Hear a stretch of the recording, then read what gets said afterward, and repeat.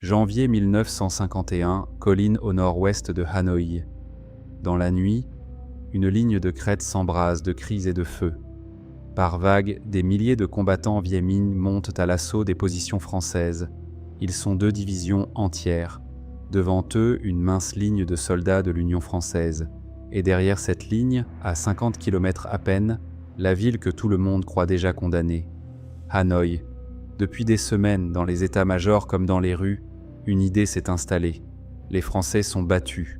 Après le désastre de l'automne, il ne reste plus qu'à évacuer, à sauver ce qui peut l'être, à quitter le Tonkin avant que tout ne s'effondre.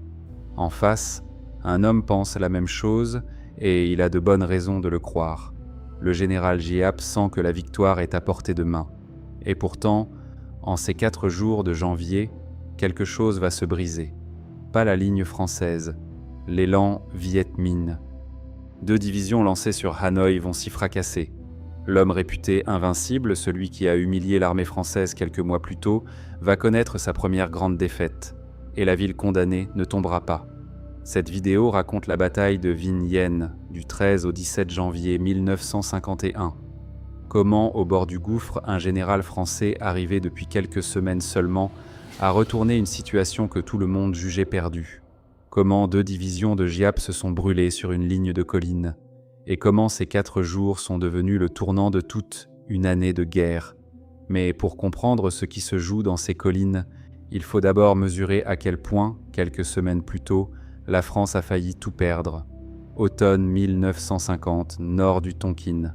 Le long de la route coloniale numéro 4, qui suit la frontière chinoise, l'armée française subit la pire défaite de son histoire coloniale. Elle a décidé d'évacuer ses postes de la frontière, devenus intenables depuis que la Chine, désormais communiste, soutient le Viet Minh juste de l'autre côté. Mais l'évacuation tourne au carnage. Les colonnes prises sur la route, dans un pays de pitons calcaires et de jungle, sont accrochées, encerclées, détruites l'une après l'autre. Le bilan est effroyable. En quelques jours, plusieurs milliers d'hommes sont perdus, tués, capturés ou disparus. Des unités entières cessent d'exister. Toute la frontière nord s'effondre d'un coup, et avec elle, l'illusion que la France tenait ce pays. C'est le désastre de la RC4, et il ouvre une plaie que personne, à Hanoï, ne sait comment refermer. 2 colonnes, l'une évacuant un poste de la frontière, l'autre montée à sa rencontre, se cherchent et se perdent dans un massif de pitons calcaires et de forêts où le Viet Minh est partout et l'armée française nulle part. Prise en tenaille, harcelée jour et nuit, elle se disloque. Des bataillons entiers, parmi les meilleurs, légionnaires, parachutistes, tirailleurs, cessent d'exister en quelques jours. Jamais depuis le début de cette guerre, la France n'a perdu autant d'hommes aussi vite. Et le pire, pour le moral, n'est pas le nombre. C'est le sentiment que l'ennemi, désormais, est le plus fort. Car la route, désormais, est ouverte. Plus rien de solide ne barre le chemin entre les bases arrières du Viet Minh, dans les montagnes du Nord, et le delta du fleuve Rouge où bat le cœur du Tonkin. Hanoï, Haiphong, les rizières, les villes. À l'arrière, la peur s'installe. On évoque à mots couverts l'évacuation des familles, on prépare des listes, on regarde les bateaux. L'impensable est sur toutes les lèvres, et si la France devait, tout simplement, partir? En face, le Viet Minh de Ho Chi Minh et de son chef militaire, le général Giap, tient enfin sa chance. Depuis des années, Giap construit patiemment une armée. Avec les armes, l'instruction et le sanctuaire offerts par la Chine voisine, la guérilla des débuts est devenue autre chose, de vraies divisions régulières, encadrées, entraînées, capables de manœuvrer en grandes unités. Giap estime que l'heure du basculement a sonné, l'heure de sortir de la jungle, de passer à l'offensive générale et de porter le coup décisif sur Hanoï. Il faut mesurer ce qu'est devenu cet adversaire, car ce n'est plus celui des débuts. La poignée de partisans mal armés de 1946 a cédé la place à une armée. Des divisions régulières, une artillerie, une logistique, des cadres formés. La victoire des communistes en Chine, à la fin de 1949, a tout changé. De l'autre côté de la frontière s'ouvrent des camps d'entraînement, des dépôts d'armes, un sanctuaire où l'on se refait sans être inquiété. Giap n'a plus seulement des embuscades à offrir. Il a des bataillons à lancer et il brûle de les employer. C'est dans ce climat de fin de règne qu'arrive, en décembre, un homme seul, le général Jean Delattre de Tassigny. Paris, à bout d'options, lui confie tout à la fois le commandement militaire et le pouvoir civil, les pleins pouvoirs sur une Indochine au bord de la rupture. Il débarque dans un Tonkin qui prépare déjà ses valises. Et sa toute première décision est un signal que personne n'attendait. Il arrête net l'évacuation des familles. On ne partira pas, on restera et on se battra. Delattre n'est pas un général comme les autres. C'est une figure, un caractère, un homme qui commande par sa seule présence. Ceux qui l'ont connu parlent d'un regard, d'une énergie, d'une exigence de tous les instants. On le surnommera le roi Jean. En quelques semaines, par sa poigne et son autorité, il refait ce qui s'était défait, le moral. Les hommes qui se croyaient condamnés relèvent la tête.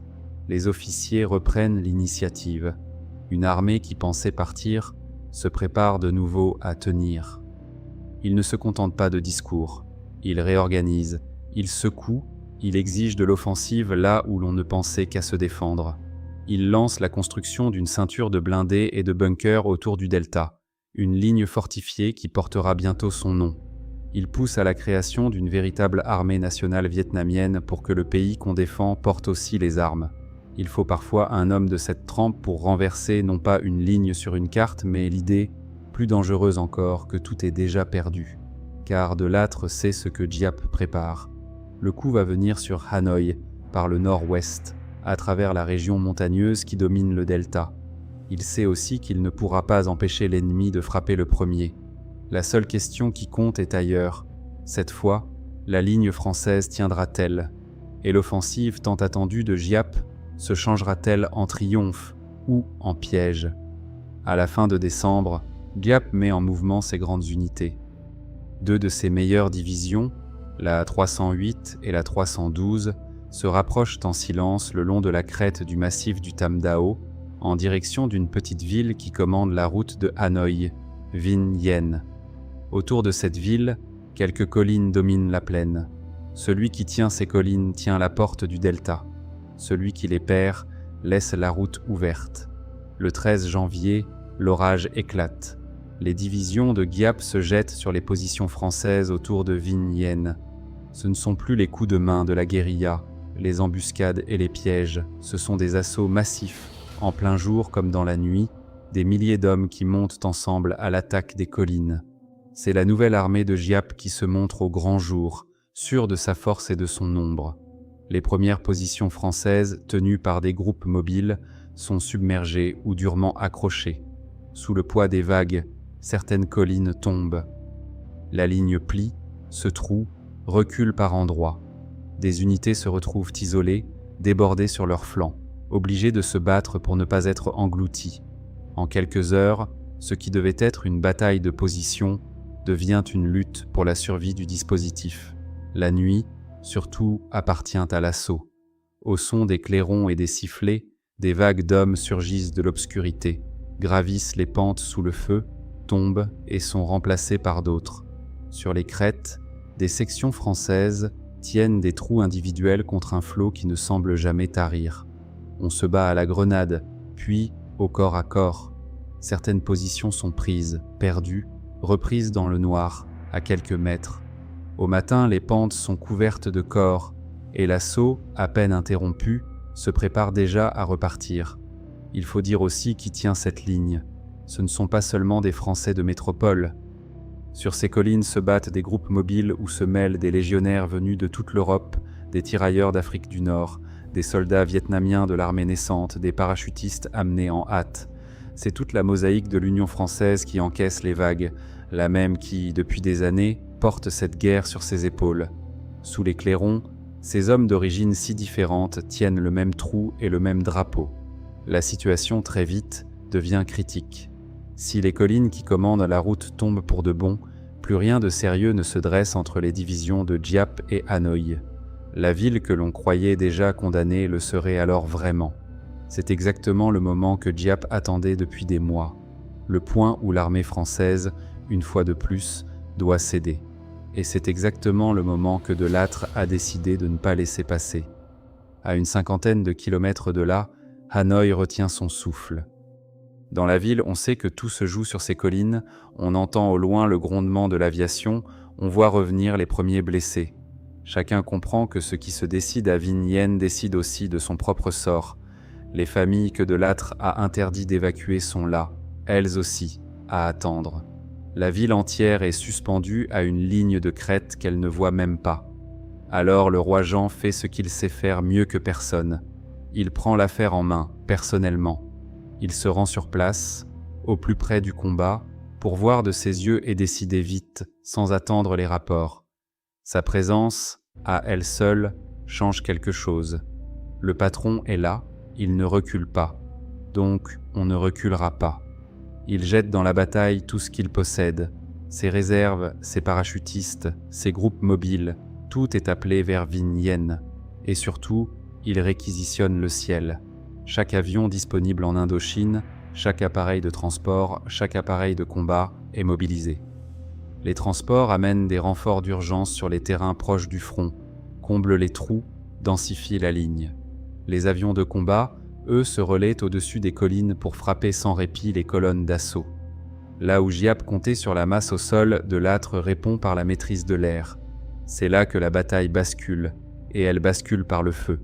Sur les pentes couvertes de vagues d'assaut, l'aviation française déverse une arme encore neuve dans cette guerre, le napalm.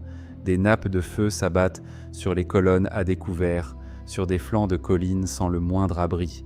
L'effet est immédiat, physique et moral. Une armée entraînée à se fondre dans la jungle et à frapper de nuit se retrouve exposée, en plein jour, sur des pentes nues, sous un feu contre lequel le courage ne peut rien. Ce que Giap avait conçu comme une marée devient un piège pour ses propres troupes. Sa force, le nombre, se change en faiblesse. Concentrés, serrés, lancés en terrain découvert, ces hommes offrent au feu la cible qu'ils ne manquent pas. Les vagues se brisent l'une après l'autre. Là où l'armée Viet Minh voulait submerger la ligne, elle se heurte à un mur d'aviation et de feu qu'elle n'a pas les moyens de contourner. La bataille de manœuvre que Giap voulait imposer, De Lattre la lui refuse. Pendant 4 jours, l'assaut se répète, s'acharne, revient encore. Les collines changent de main, sont perdues, reprises, tenues au prix d'efforts épuisants. Mais chaque nouvelle vague se brise un peu plus vite que la précédente, laisse un peu plus d'hommes sur la pente, entame un peu plus l'élan de départ. À force de se jeter contre le même mur, l'offensive s'use. Le 13, elle croyait tout emporter. Le 17, elle n'a plus la force de continuer. Ce jour-là, tout est fini. Les divisions de Giap décrochent et refluent vers leurs montagnes. Vignyen a tenu. Hanoï est sauvé. Les collines qui commandent la route du delta sont restées françaises, et sur les pentes noircies, l'armée réputée invincible a laissé une part terrible d'elle-même. Les pertes Viet Minh se comptent par milliers, tués et blessés, dans une bataille où la grande offensive tant préparée s'est retournée contre celui qui l'avait lancée. Il faut dire la chose telle qu'elle est. Vignyen n'est pas seulement une victoire, c'est un renversement. Quelques semaines plus tôt, on parlait d'évacuer Hanoï, on préparait le départ, on croyait le Tonkin perdu. Après ces 4 jours, on parle d'une armée française qui a stoppé net et brisé la première grande offensive régulière du Viet Minh. Le mythe de l'invincibilité de Giap, forgé sur les décombres de la RC4, vient de se fissurer sur une ligne de collines. Pour De Lattre, c'est la première d'une série. Dans les mois qui suivent, Giap tente de nouveau de percer vers le delta. À Maoké au printemps, puis sur la rivière Dey au début de l'été. Chaque fois, il se heurte au même verrou, une ligne tenue, des réserves lancées au bon moment, l'aviation et le feu qui interdisent à ses divisions de manœuvrer à découvert.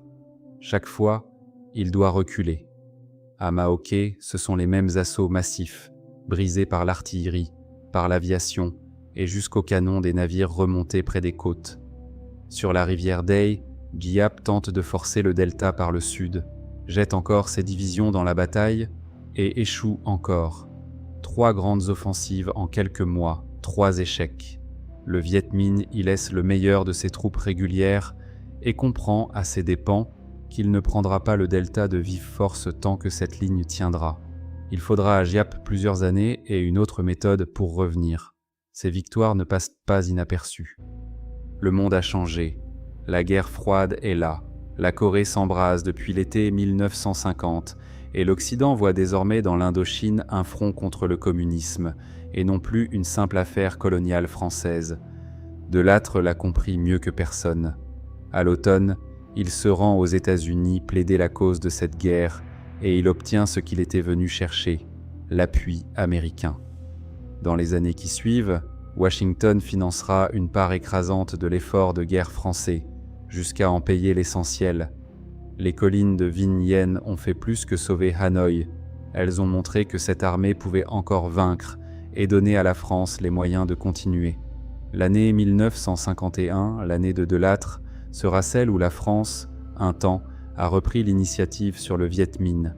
Mais il faut aussi dire l'autre vérité, celle qui empêche cette histoire de devenir une légende trop simple.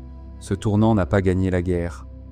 Il a sauvé le Tonkin pour un temps, redonné à la France 3 années de sursis, rien de plus.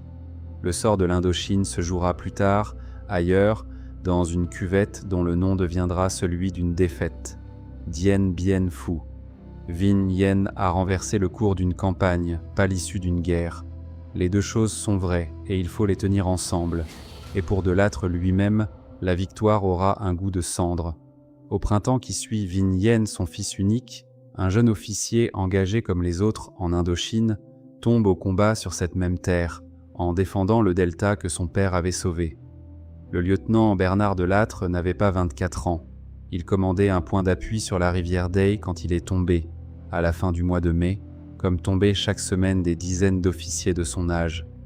Son père, l'homme le plus puissant de toute l'Indochine française, n'a rien pu faire d'autre que ce que font tous les pères de cette guerre, apprendre la nouvelle et continuer. Il avait demandé que son fils soit traité comme les autres, ni ménagé, ni distingué. Il le fut jusqu'au bout. Le roi Jean, qui a rendu à toute une armée le goût de se battre, paie de son propre sang le prix de cette guerre. Lui-même, déjà rongé par la maladie, ne verra pas la suite. Il quitte l'Indochine à l'automne, s'éteint au début de l'année suivante et la France le fait maréchal après sa mort. Il reste de ces 4 jours de janvier une image simple. Une ligne de collines au nord-ouest de Hanoï, des pentes noircies par le feu, et une ville qui, à l'aube du 17 janvier, respire encore. Elle croyait sa dernière heure venue. Elle avait tort. Entre elle et 2 divisions lancées à sa perte, il y avait eu une ligne de soldats qui n'a pas rompu, un général qui refusait de partir, et 4 jours qui ont suffi à renverser le cours d'une année de guerre.